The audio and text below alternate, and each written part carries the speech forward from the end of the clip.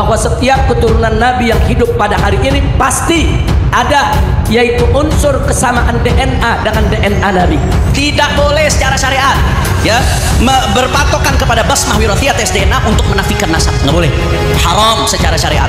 Jadi kalau HP palsu tawan tuh kalau diperiksa, DNA Nabi kemana, DNA-nya kemana ya kawan? Nggak boleh pakai tes DNA untuk takut, hanya memastikan doang. Nggak apa-apa kalau mau tes DNA. Nggak boleh pakai tes DNA. Boleh kita tes DNA. Ana yang duluan mau tes DNA. Nggak boleh, haram secara syariat. Alhamdulillah. Jadi kalau HP palsu ketahuan tuh kalau diperiksa, DNA Nabi kemana, DNA-nya kemana ya kawan? Diam saudara. Taruh. Laknatullah, kamu mati mengenaskan kamu, satu turunanmu kamu nanti. Demi Allah.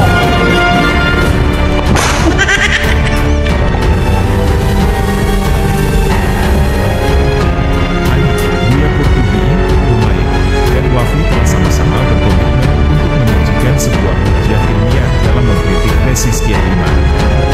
Namun, sebagaimana sudah kita lihat bersama dalam video-video yang banyak tersebar, mereka berempat nampaknya hanya berkutat pada aspek teknis. Argumentasi mereka dalam perdebatan tersebut cenderung terbatas pada hal-hal yang sudah diketahui sebelumnya. Metode pembuktian kebenaran selalu berkembang seiring dengan kemajuan ilmu pengetahuan. Di sini, Hanif dan rekan-rekannya terlihat masih mengandalkan metode-metode lama yang sudah rusak, sementara Kiai Imam telah memanfaatkan metode dan dilalah-lalah yang sesuai dengan perkembangan penelitian modern. Contohnya, Hanif sepertinya masih mempercayai bahwa jika tidak ada yang mengingkari suatu pernyataan, maka pernyataan tersebut dianggap sah. Pemikiran ini sudah ketinggalan zaman karena pada masa itu mungkin informasi belum begitu melimpah, atau mungkin ada doktrin yang lebih diutamakan daripada pengetahuan. Habib Hanif juga menyatakan bahwa penetapan nasab tidak mengharuskan adanya kitab-kitab yang sezaman. Pernyataan Hanif ini membuka pintu perkembangan baru, terutama ketika kita membandingkannya dengan kajian filologi. Dalam dunia filologi, data atau manuskrip eksternal seringkali diperlukan sebagai bukti keabsahan suatu klaim.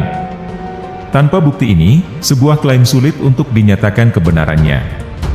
Meskipun mungkin diyakini oleh keluarga dan kelompok tertentu, namun, akan menjadi masalah ketika klaim ini telah diakui secara luas di masyarakat umum.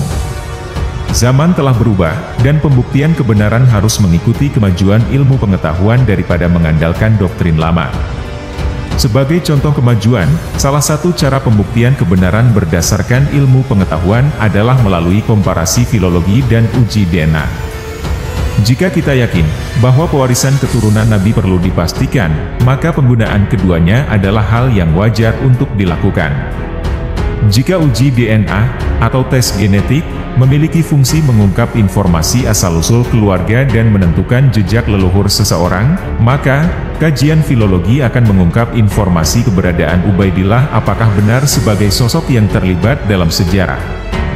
Meskipun keduanya sebagai ilmu modern tidak bisa membatalkan nasab dalam pandangan fikih, para peneliti harus diberi kebebasan melakukan penelitian sebagai upaya untuk memperkuat bukti. Karena ini adalah bagian dari keilmuan yang akan menguatkan keyakinan berbagai pihak. Selama Ba'alawi dan pendukungnya menolak ilmu modern, akademisi, bahkan publik awam pun mungkin kesulitan menerima mereka sebagai keturunan Nabi Muhammad. Dilihat dari perspektif ilmu genetika dan sejarah, klaim mereka bisa dianggap lemah. Bahkan ditolak secara moral dan ilmiah. Adigium Arab mengatakan, Innal bayan sirun. Ilmu itu ibarat hipnotis. Dia akan bekerja jika tidak ada denial atau penolakan. Begitupun ilmu, ia akan memperkuat klaim jika ada penerimaan.